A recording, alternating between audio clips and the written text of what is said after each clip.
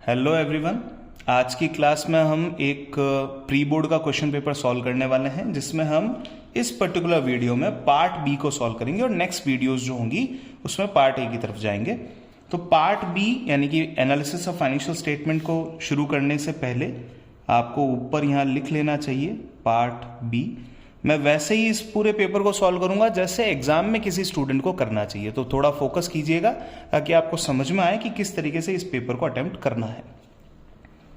Part B में question number 27 से लेके 30 जो होते हैं वो सब एमसीक्यू बेस्ड क्वेश्चंस होते हैं। तो आप यहां लिख लीजिए 27 to 30 इन क्वेश्चंस के आप आंसर देने वाले हैं। तो यहां लिख लेता हूं मैं 27, 28, 29 एंड 30। इनके आंसर्स मुझे यहाँ पे आगे ही दे देने हैं। अगर कोई वर्किंग नोट मुझे बनाना होगा तो मैं यहां लिखूंगा। चलिए पढ़ते हैं क्वेश्चन को। Dash is included in current asset while showing in balance sheet. Balance sheet के अंदर शो करते टाइम पे ये आइटम करंट एसेट में शामिल होता है, but the same is excluded from current asset while calculating current ratio. लेकिन जब करंट रेशियो को कैलकुलेट करता है तो करंट एसेट्स में से इसको बाहर निकाल दिया जाता है। ऐसा एक ही आइटम है इन्वेंट्री का लूज टूल। इन्वेंट्री का लूज टूल जो होता है उसे करंट एसेट में शो तो किया जाता है, लेकिन करंट रेशियो की कैलकुलेशन में उसे करंट एसेट से बाहर निकाल दिया जाता है, क्योंकि उसका रियलाइजेशन कभी भी विद इन अ ईयर नहीं होगा। तो इसलिए इसका सीधा सीधा आंसर आपको मिल जाएगा लूज टूल्स। तो हियर इट इज बी, आप बी को यहां लिख लें। अब बढ़ते हैं अगले क्वेश्चन की तरफ। What will be the value of interest coverage ratio if ICR की वैल्यू निकालनी। क्वेश्चन नंबर 28 में है आईसीआर। आईसीआर का आपका फॉर्मूला बनता है profit before interest and tax divide by interest expense. अब देखते हैं डेटा क्या है। प्रॉफिट आफ्टर टैक्स दे रखा है, तो profit after tax PAT, profit after tax divide by 1 minus tax rate. ये शॉर्टकट हम कई बार समझ चुके हैं। 1 minus tax rate plus interest expense, इससे आ जाएगा आपका पीबीआईटी, और डिवाइड बाय आपको कर लेना है इंटरेस्ट एक्सपेंस। अब थोड़ा सा अपन कैलकुलेशन को शॉर्टकट में ले सकते हैं, एमसीक्यू बेस्ड क्वेश्चन ही है। 4,80,000 प्रॉफिट आफ्टर टैक्स है, 4,80,000 divide by 1 minus tax rate यानी कि 60%। 40% की टैक्स रेट है तो 60% बचा। 4,80,000 किस चीज का 60% है? तो हम कह सकते हैं 4,80,000 अगर 60 है तो 100 कितना, तो वो हो जाएगा 8 लाख। 8 लाख प्लस इंटरेस्ट का expense they have given, already given 50,000, तो ये वैल्यू हो जाएगी 8,50,000 डिवाइड बाय 50,000। किसी भी चीज को अगर आपको 5 से डिवाइड करना है तो आप सिंपली क्या करेंगे, उसे डबल करेंगे। तो 85 का डबल होता है 170, और एक पॉइंट कम कर देंगे तो 17 टाइम्स आपका आंसर आना चाहिए। तो देखते हैं ऑप्शन क्या है। ऑप्शन ए इज अवेलेबल, तो आप आराम से लिखें ऑप्शन ए 17 टाइम्स। बढ़े आगे। Question number 29, statement 1, issue of equity share will be shown in investing activity. देखिए कैश फ्लो रिलेटेड क्वेश्चन है, क्योंकि यही इन्वेस्टिंग एक्टिविटी में शो किया जाना या नहीं किया जाना डिसाइडेड होता है। तो इक्विटी शेयर का जो इश्यू है वो इन्वेस्टिंग एक्टिविटी का पार्ट नहीं है, पहली बार। तो स्टेटमेंट 1 गलत है।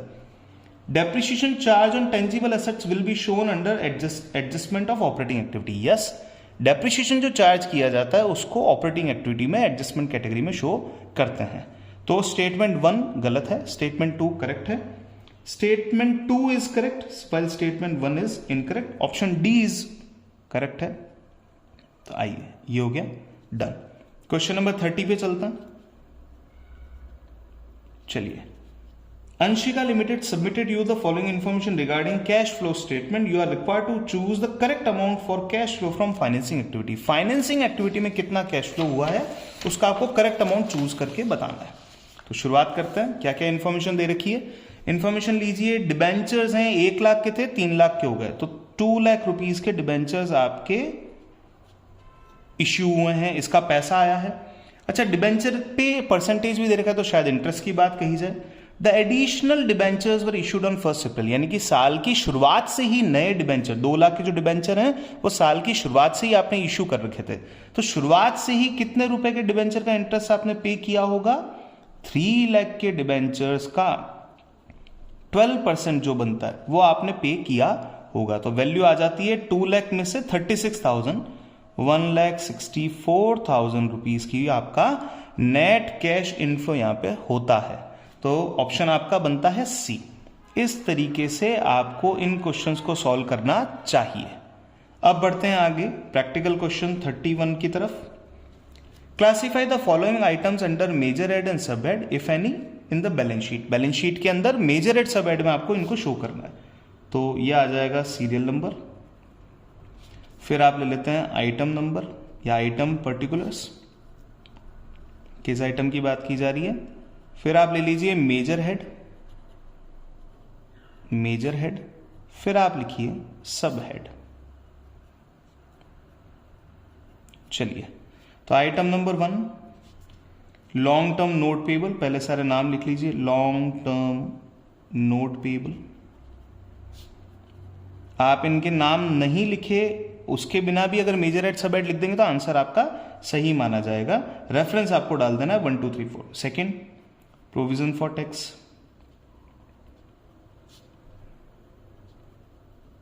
थर्ड कैपिटल एडवांसेस, फिर एक्यूमुलेटेड डेप्रिसिएशन, दो चीजें पढ़ लें साथ में। कैपिटल एडवांसेस, एक्यूमुलेटेड डेप्रिसिएशन,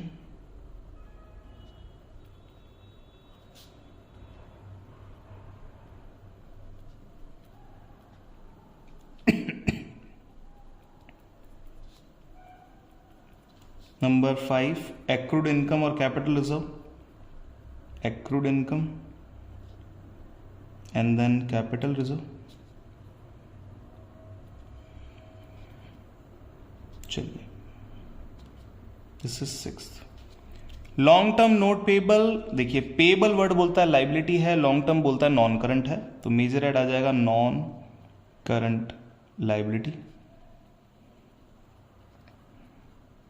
सब हेड आपका आ जाएगा लॉन्ग टर्म लाइबिलिटीज।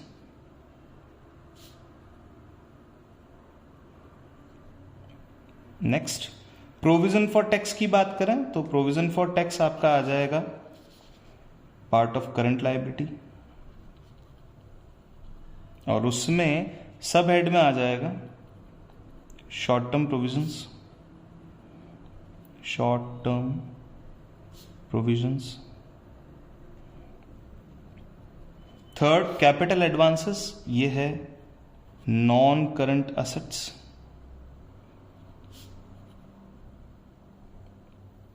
इसमें लिख लीजिए long term advances, long term advances. Next accumulated depreciation, non current assets.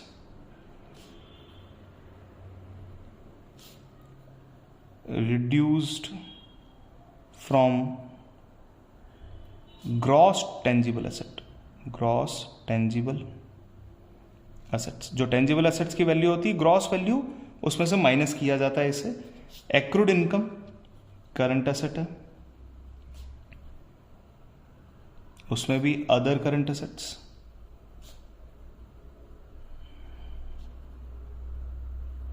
Next capital reserve, share holder fund का पार्ट है, रिजर्व इन सरप्लस में जाएगा शेयर होल्डर्स फंड,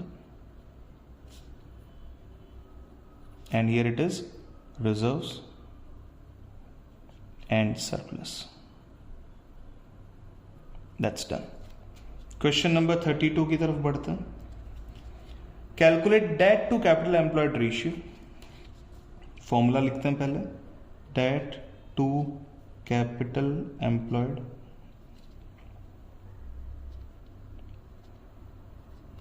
ये 32 का ए है। डेट टू कैपिटल एम्प्लॉयड का फॉर्मूला बनता है non current liabilities divide by total assets.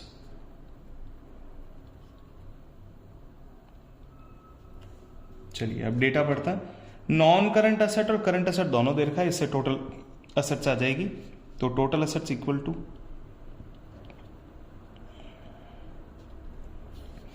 Non current assets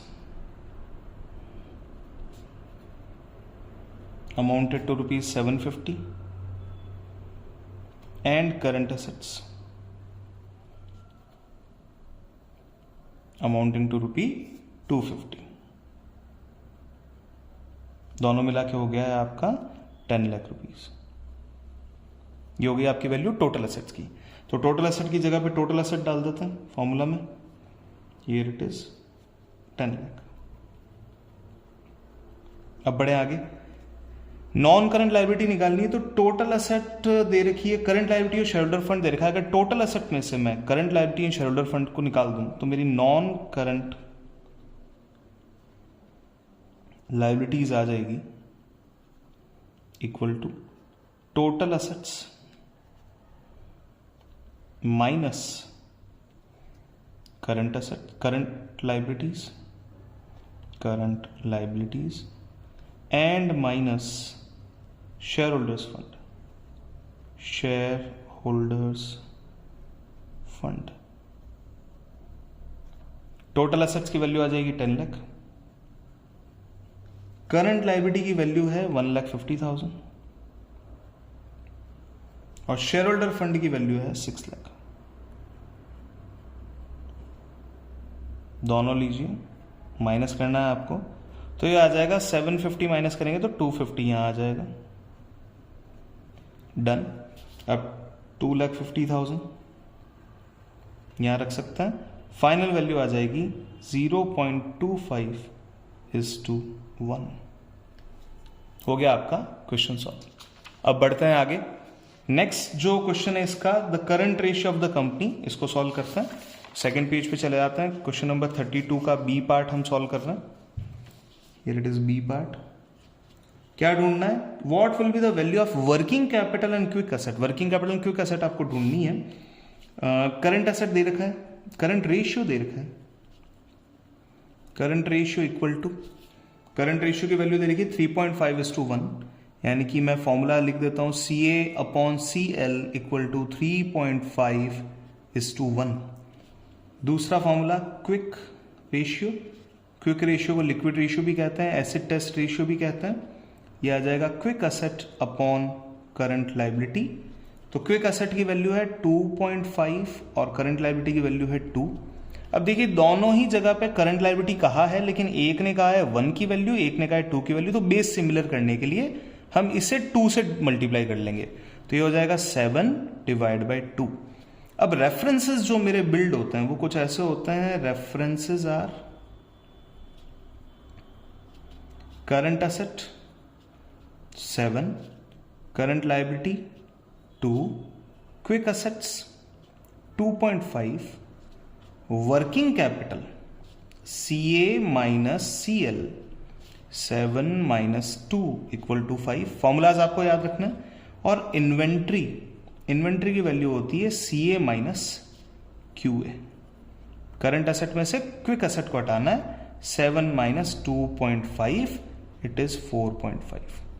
अब क्या ढूंढना है और क्या दे रखा है वो देख लेते हैं। इन्वेंट्री की वैल्यू दे रखी है 90,000, इन्वेंट्रीज इक्वल टू ₹90,000। अब आपको ढूंढना है देन वर्किंग कैपिटल ढूंढना है। Working capital equal to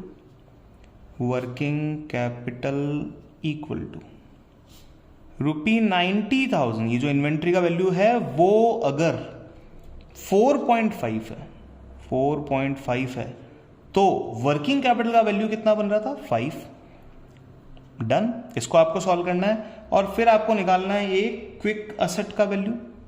quick assets equal to, same process apply करना है। ₹90,000 अगर 4.5 है तो क्विक एसेट का वैल्यू दे रखा है 2.5। देखिए यहां रेफरेंसेस समझते हैं। अगर 5 की वैल्यू आ गई तो 2.5 की वैल्यू उसकी आधी होगी। चलो शुरू करते हैं। 90 / 4.5 का वैल्यू होता है 20, तो ये हो जाएगा 20 और फिर ये हो जाएगा 000। तो 20,000 × 5 दैट इज ₹1 लाख। यहां वैल्यू आ जाएगी 50,000। दैट्स डन, फिनिश, खत्म, हो गया काम सॉल्व। तो इस तरीके से हमें वर्किंग कैपिटल 1 लाख रुपीस मिल गई और क्विक एसेट्स मिल गई हमारी 50,000 रुपीस की। That's done. चलिए अगले क्वेश्चन की तरफ बढ़ते हैं। From the given information extracted from the statement of P and L you are required to prepare common size statement of P and L. Common size बनाना है। देखो वैल्यू 40 और 25 बहुत अच्छी वैल्यू है, क्योंकि 4 का डिवीजन और 4 का मल्टीप्लीकेशन इतना ही काम है। देखो मैंने 25 के डिवीजन को 4 का मल्टीप्लीकेशन कहा है, तो आप आसानी से इसको सॉल्व कर सकते हैं। अगर आप कंपैरेटिव बैलेंस शीट बनाएंगे तो उसके अंदर 4 आइटम, 3 आइटम ये, 3 आइटम ये, 4 आइटम, ऐसे करके काफी सारे आइटम्स होंगे। हम इसको चूज करते हैं करने के लिए, तो लिख लेते हैं सॉल्यूशन 33 हम यहां कर रहे हैं। क्या बना रहे हैं हम? Common size statement of P and L. Common size statement of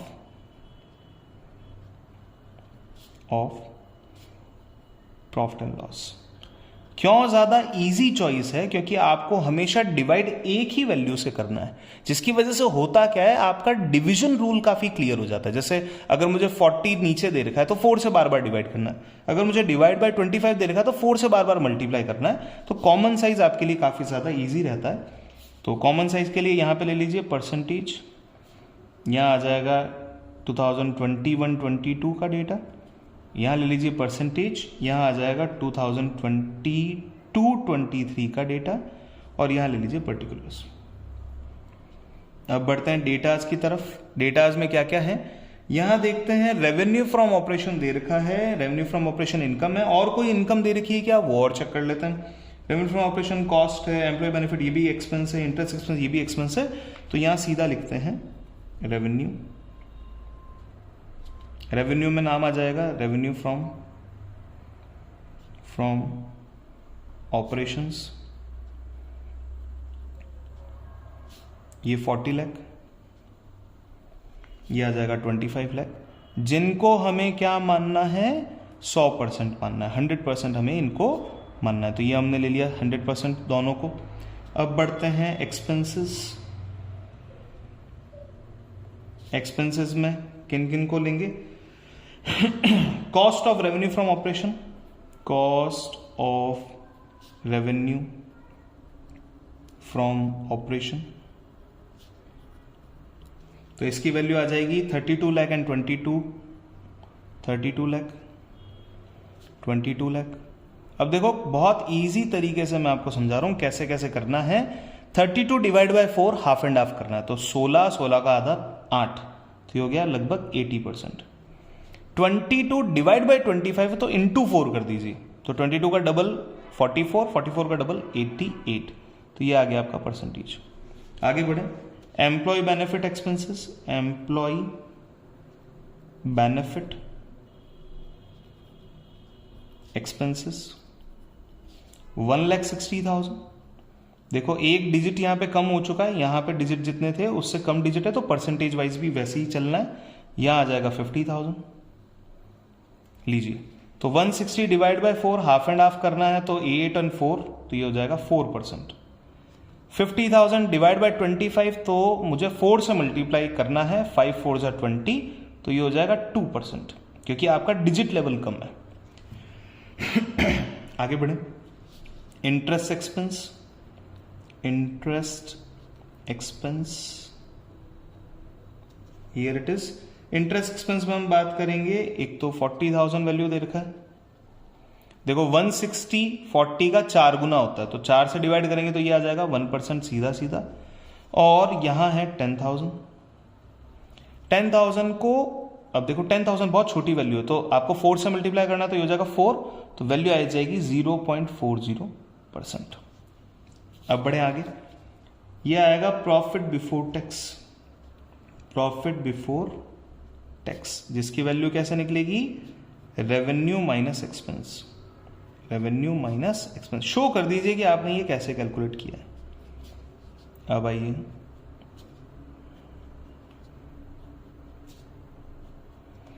तो 40 में से 32 गए 8 में से ये 2 लाख चले गए, तो 6 लाख बचा। 6 लाख तो डिवाइड बाय 40 करना, तो हाफ एंड हाफ करते हैं, 60 का हाफ 30, 30 का हाफ 15, ये आ गया 15। अब 25 में से 22 गए 3 लाख, 3 लाख में से 60,000 गए 2,40,000। इसको 4 से मल्टीप्लाई करना है, तो 24 4 96 होता है, तो 60%। ये आपका जितना आप प्रैक्टिस करेंगे उस प्रैक्टिस से आपका क्लियर होता जाएगा कि परसेंटेज में डॉट्स कैसे लगाने हैं। अब बढ़े आगे, less tax expense, percentage of tax दे रखा होगा, यहां दे रखा है कॉमन परसेंटेज दे रखा है 30% का, तो हम लेंगे इसको 30%, इसका भी 30%, 1,80,000 होता है, इसका 30%, 24 3 72 बनता है, तो ले लीजिए, माइनस कर लीजिए, ये हो जाएगा आपका 4,20,000, और यहां वैल्यू आ जाएगी 24 में 7 गए 17, 168। इसे कहेंगे प्रॉफिट आफ्टर टैक्स। अब बढ़ते हैं आगे, 15% का भी 30% अगर मैं कर दूं तो ये हो जाएगा 4.5%, तो बचेगा आपके पास में 10.5%। यहां 9.6 का अगर मैं 30% कर लेता हूं तो ये वैल्यू हो जाएगी मेरे पास में 9 3 27, 6 3 18, तो 2.88%। माइनस करके निकालना है तो 3% लेस करके 0.12 ऐड करना है, तो 6.72%। इस तरीके से आप कॉमन साइज का क्वेश्चन सॉल्व कर सकते हैं। आपको चॉइस मेकिंग करनी चाहिए, जब भी कॉमन साइज और कंपैरेटिव आए तो आपको एक पर्टिकुलर चॉइस मेकिंग करके ही मैनेज करना होगा कि इसे कैसे किया जाए। डन।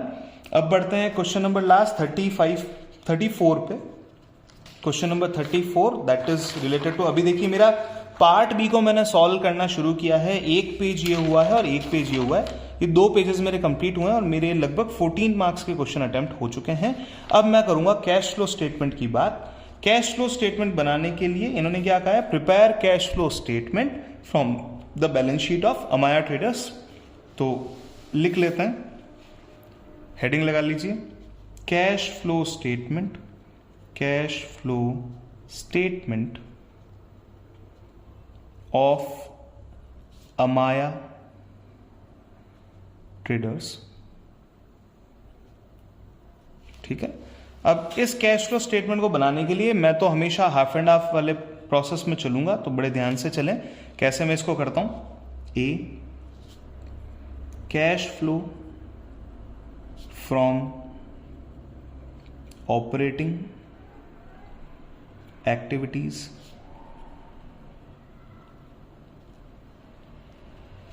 ठीक है। इसमें आएगा सबसे पहले चेंज इन जो भी होगा वो, plus minus appropriations and tax expense. फिर आप आगे बढ़ेंगे, 3 लाइन का गैप दे दीजिए, plus minus adjustments for non operating and non cash items. कुछ 5 लाइन का गैप दे दीजिए, फिर कीजिए plus minus working capital changes, working capital changes. कुछ 5-6 लाइन का गैप देके लिखिए लेस टैक्स पेड, और फिर आ जाएगा net cash flow from operating activities. ठीक है, डन। अब जो सेकेंड हाफ है उसमें आप बात करेंगे B cash flow from investing activities, और फिर आएगा सी, यहां ले लेते हैं cash flow from financing activities. इस लास्ट क्वेश्चन को भी हम एक रिकॉर्ड स्पीड में कंप्लीट करेंगे ताकि एग्जाम में कितना टाइम लगना चाहिए वो आपको पता चल जाए। Change in cash and cash equivalent,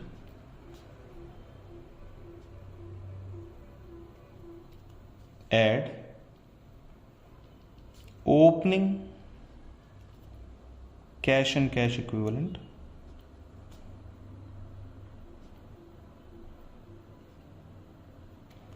closing cash and cash equivalent.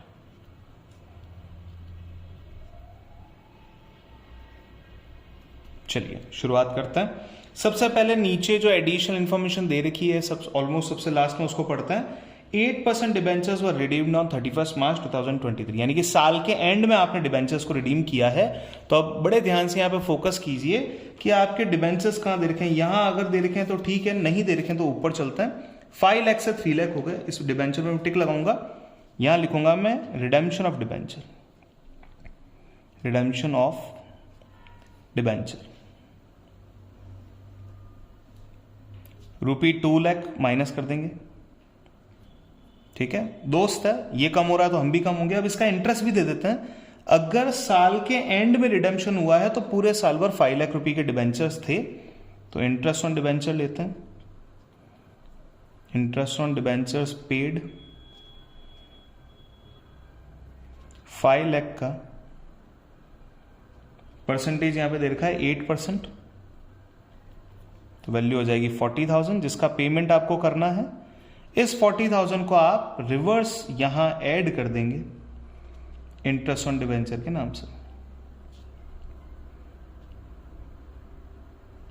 That's done, हो गया। अब बढ़े, यहां एडिशनल इंफॉर्मेशन फिनिश हो चुकी है। एडिशनल इंफॉर्मेशन के बाद आप यहां नोट्स टू अकाउंट्स में जाएंगे।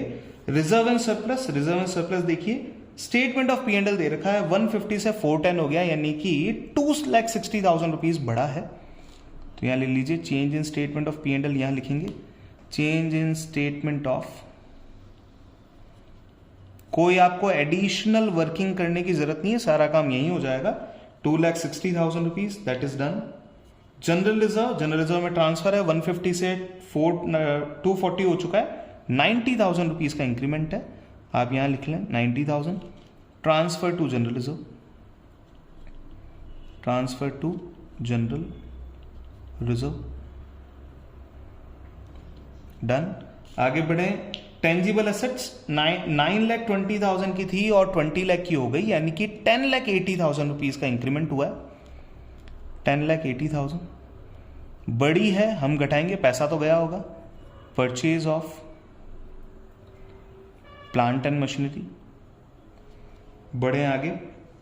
एक्यूमुलेटेड डेप्रिसिएशन 120 से 2 लाख हो गया, यानी कि 80,000 का इस साल का डेप्रिसिएशन था, तो लिख लीजिए डेप्रिसिएशन, ये डन। फिर बढ़ते हैं आगे, ये डेप्रिसिएशन भी हो चुका है, यानी कि हमने वर्किंग नोट नंबर 1 और नोट नंबर 2 को कंप्लीट कर लिया है, टिक लगा दिया। अब बढ़ते हैं आगे। शेयर कैपिटल दे रखा है 5 लाख से 10 लाख हो गई, तो 5 लाख रुपीज की बढ़ी। Proceed from share capital,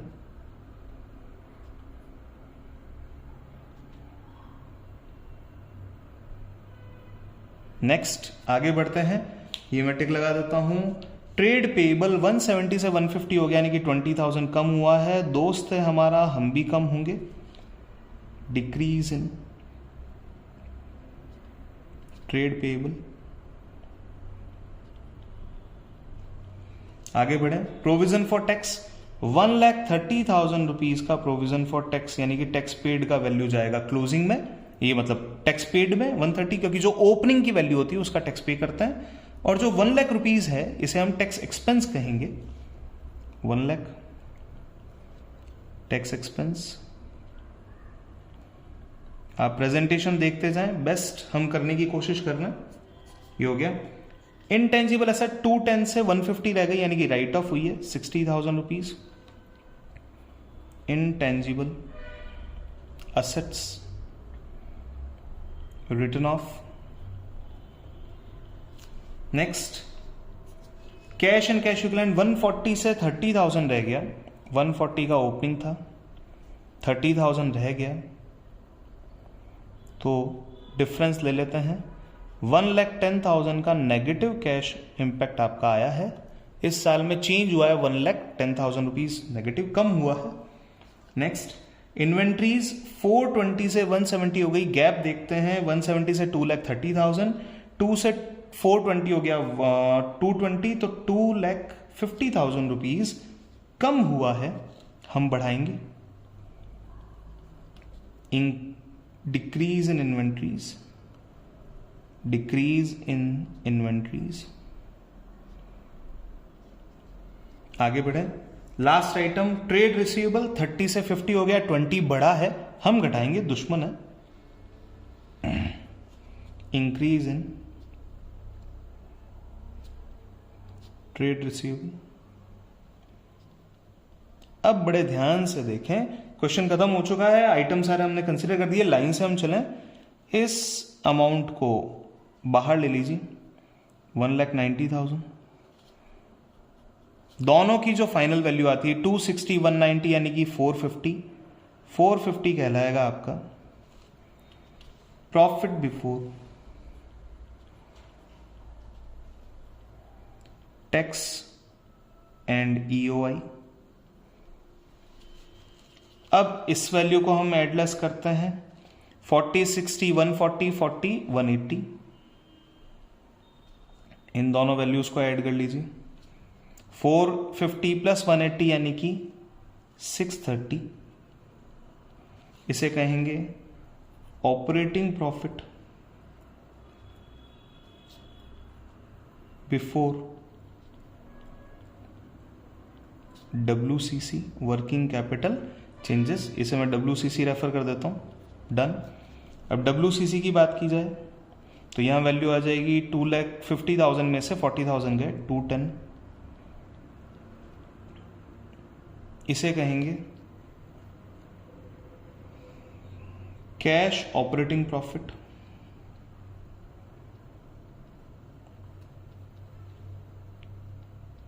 before tax and UI भी लिख सकता है, नहीं लिखेंगे क्योंकि यूआई का ट्रीटमेंट है ही नहीं। ये हो जाएगा आपके पास में 8,40,000, 840 minus 130, cash flow from operating activity आ चुका है 7,10,000। इसको आप नाम दे दीजिए ए। अब बढ़ते हैं आगे, हियर इट इज 10,80,000 माइनस का है। Net cash flow from investing activity, investing activity से इतना कैश फ्लो हुआ है, यहां ले लेते हैं, अंडरलाइन कर लेते हैं। 5 लाख में से 2 लाख गए, फिर 40,000 गए, तो ये आ जाएगा आपका 260, 2,60,000 rupees. Here it is net cash flow from financing activities. इसे कहेंगे आप सी, इसे कहेंगे आप बी, और आप जो change in cash and cash equivalent है उसे लिख दीजिए ए प्लस बी प्लस सी। ये तीनों चीजें यहां पे आ जाएगी। अगर इन तीन की टोटल 110 माइनस के बराबर है तो हम सही हैं। 710 प्लस 260 इज 970 वर्सेस 1080 माइनस का है, उसमें से 970 हटा देते हैं तो ये बच जाएगा आपके पास में 1,10,000। ऐसा करने के बाद वैसे तो हमारा कैश फ्लो मैच हो चुका है, सारी चीजें डन है। इसके बाद आप ये एक लाइन बना लीजिए और इस पूरे कैश फ्लो स्टेटमेंट को कंप्लीट कर सकते हैं। That's all in this particular video.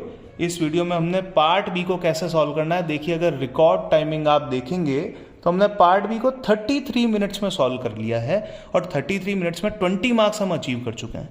तो आप भी इसको ट्राई कर सकते हैं किस तरीके से करना है। अगर यहाँ के कोई वर्किंग नोट होते तो वो हम सेकंड पेज पे लेके जाते। सारी चीजें वैलिड है, एग्जामिनर आपके क्वेश्चन का आंसर चेक करेंगे, सही तरीके से अगर आपने प्रेजेंटेशन कर रखा है तो सब कुछ वैलिड है, मार्क्स आपके होंगे और आप इन चीजों को अचीव कर सकते हैं। Thank you so much for watching this video. अगर आपको लगता है कि ये वीडियो किसी और बच्चे के भी काम आ सकती है, प्लीज शेयर इट, उन बच्चे तक इस वीडियो को पहुंचाएं जो ट्यूशन क्लासेस तक नहीं पहुंच पा रहे हैं या जिनको लगता है कि अभी ट्यूशन क्लास में जाके हाफ एन आवर या 15-20 मिनट जो आपका केवल ट्रेवल टाइम वेस्ट होगा, वो इस चीज को बेनिफिट ले सकते हैं। हम ऐसी वीडियोज और बनाते जाएंगे और नेक्स्ट वीडियो में हम बात करेंगे पार्ट ए के जो क्वेश्चंस हैं, मेन क्वेश्चंस हैं, वो कैसे सॉल्व करना है। देखिए 33 मिनट्स में मेरा ये हो चुका है, तो पार्ट ए मैं कितने टाइम में कर पाऊंगा और उसके बाद मेरे पास में वापस से रीचेक करने का टाइम जो है वो अवेलेबल होगा, जिसको मैं यूटिलाइज कर सकता हूं। Thank you so much for watching this video. Keep watching our next video.